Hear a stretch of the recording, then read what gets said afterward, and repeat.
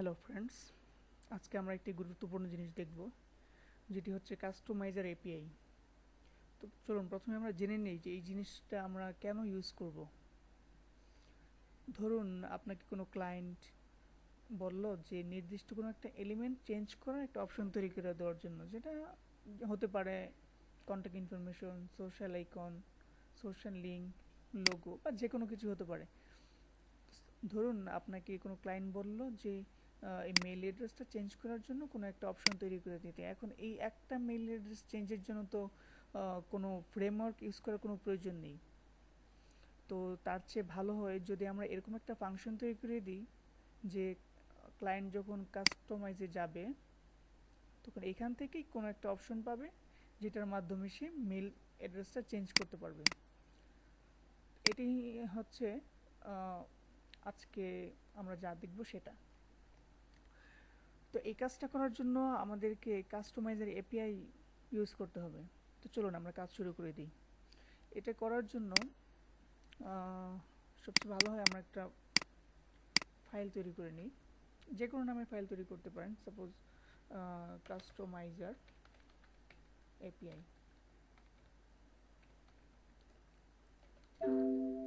এটা তো ফাংশনটা পিএইচপিতে আগে লিঙ্ক করে দিতে হবে, না তো কাজ করবে না, আপনারা জানেন।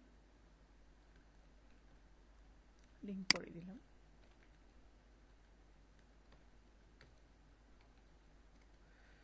এটা করার জন্য যে কোনো নামে একটা ফাংশন তৈরি করতে হবে।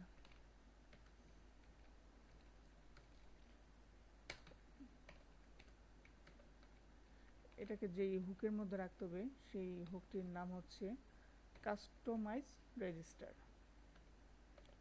Customise register.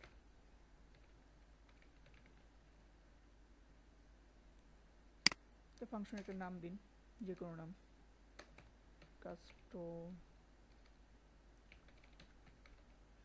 যে কোনো নাম, একটা ইউনিক করার জন্য একটা নাম দিলাম।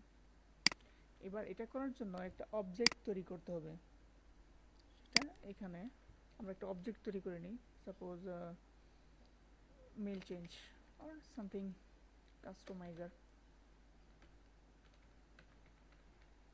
যে কোনো নামে তৈরি করতে পারেন। এবার আমাদের এই অবজেক্টটা থেকে তিনটা মেথড বের করতে হবে। মেথড, চলুন তাড়াতাড়ি তিনটে মেথড বের করে ফেলি। ফার্স্ট মেথডটা হচ্ছে অ্যাড সেকশন।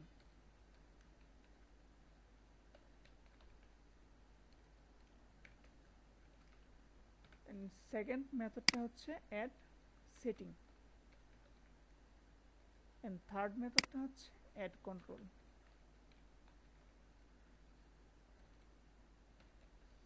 প্রতিটা মেথডেই দুটি করে ভ্যালু।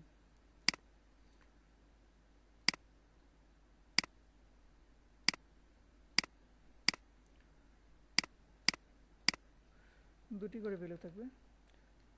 সেকেন্ড যে ভ্যালু আছে প্রতিটি একই অ্যারে হবে একটা। এন্ড ফার্স্ট যে ভ্যালু, প্রথমটার যে সেকশনের যে ভ্যালু থাকবে এটা একটা আইডি দিন, suppose mail section or mail section. And পরবর্তী যে দুইটা মেথড আছে, অ্যাড সেটিং এবং অ্যাড কন্ট্রোল, এই দুইটার আইডি একই হবে। ইমেল চেঞ্জ, একটু ফাঁকা ফাঁকা করে নিই বোঝার জন্য। প্রথম যে এরে রয়েছে তার মধ্যে ফার্স্ট ভ্যালুটা হচ্ছে টাইটেল। এই টাইটেলটা কোথায় বসবে? এই টাইটেলটা হচ্ছে এই যে কাস্টমাইজ আমরা যখন যাই, এই যে লেখাটা আছে site identity, colour, header, image, এখানে এরকম। তো সাপোজ কন্ট্যাক্ট ইনফরমেশন।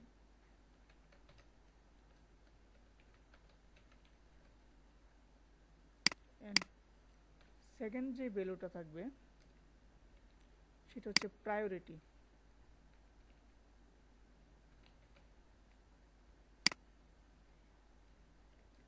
আমরা 10 দিলাম। প্রায়োরিটিটা হচ্ছে কোথায় বসবে, এটা যদি 10 দেয় তাহলে সবার উপরে থাকবে। সেকেন্ড যে এর আছে এটার মধ্যে দুইটা প্যারামিটার হবে। ফার্স্টটা হচ্ছে ডিফল্ট। ডিফল্ট ভাবে কি থাকবে,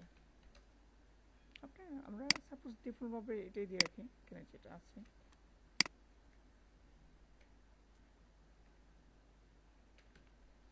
সেকেন্ড প্যারামিটারটা হচ্ছে ট্রান্সপোর্ট।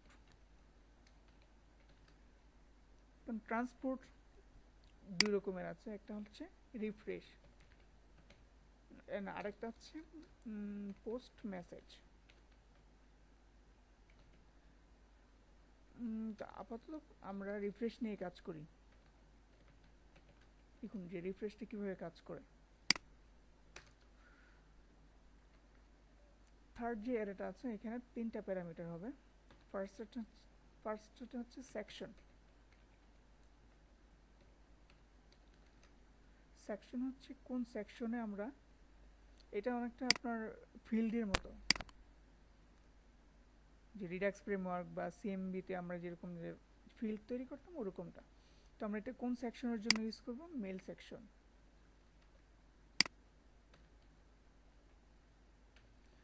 সেকেন্ড যে প্যারামিটার সেটা হচ্ছে লেভেল। লেভেলটা কি, লেভেলটা হচ্ছে এখানে ঢোকার পর ভিতরে যেটা থাকবে, সাইট টাইটেল, ট্যাগলাইন, এই টাইপের। তো আমরা দিয়ে দিই change your mail, change mail. And third যে প্যারামিটারটা আছে সেটা হচ্ছে টাইপ। এটা টাইপটা কি হবে, অর্থাৎ আমরা টেক্সট দিয়ে রাখি,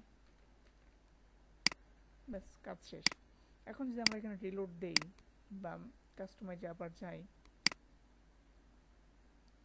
দেখুন কন্ট্যাক্ট ইনফরমেশন নামের নতুন একটা অপশন যোগ হয়েছে এবং ভিতরে গেলে আমরা ডিফল্ট ভ্যালুটাও দেখতে পাচ্ছি।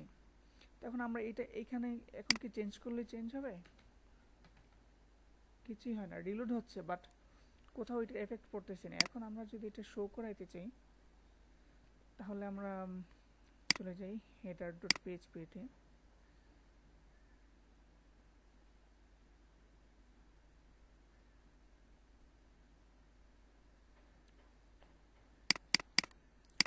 কোথায় আছে মেল, এখানে আমরা পিএইচপি একটা ফাংশনের মাধ্যমে নিয়ে আসবো। ফাংশনটি গেট থিম মোড, এর ভিতরে আমরা একটা আইডি দিব, যে আইডিটা আমরা ফিল্ডের ক্ষেত্রে দিয়েছিলাম।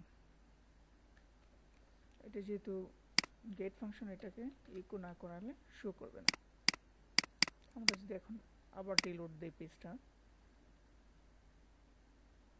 হ্যাঁ আছে, বাট এটা ডিফল্ট যে ভ্যালুটা সেটা আছে। আমরা এখন চেঞ্জ করে দেখি, মাই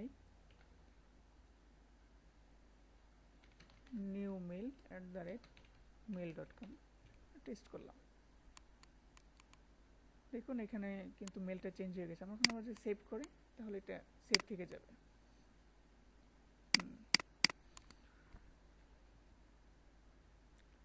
তো এই ছিল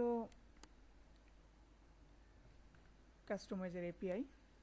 আপনারা চাইলে এই ফাংশনটা ব্যবহার করে যে কোনো কিছু চেঞ্জ করতে পারবেন, লোগো, এই লেখা, ওই লেখা, আপনি যা ইচ্ছা তাই করতে পারবেন। Thank you. পরবর্তীতে আমি দেখাবো যে পোস্ট মেসেজ যে মেথড আরেকটা আছে সেটা কিভাবে কাজ করে। কিন্তু এটা যদি বলি একটু দেখিয়ে দিই, যে রিফ্রেশ, আমরা কোনো কিছু চেঞ্জ করার সাথে সাথেই রিফ্রেশ হচ্ছে, এটা খুব একটা বিরক্তিকর। বা সাইট যদি স্লো হয়, নেট কানেকশন স্লো হলে কিন্তু এটা খুবই প্রবলেম হবে।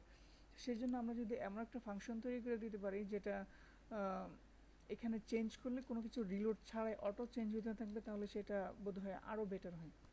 সেটাই আমরা দেখব, সেটাই হচ্ছে পোস্ট মেসেজ দিয়ে করা হয়। তো আমরা নেক্সট টিউটোরিয়ালে দেখব যে সেটা কিভাবে করা যায়। থ্যাংক ইউ টিউটোরিয়ালটি দেখার জন্য।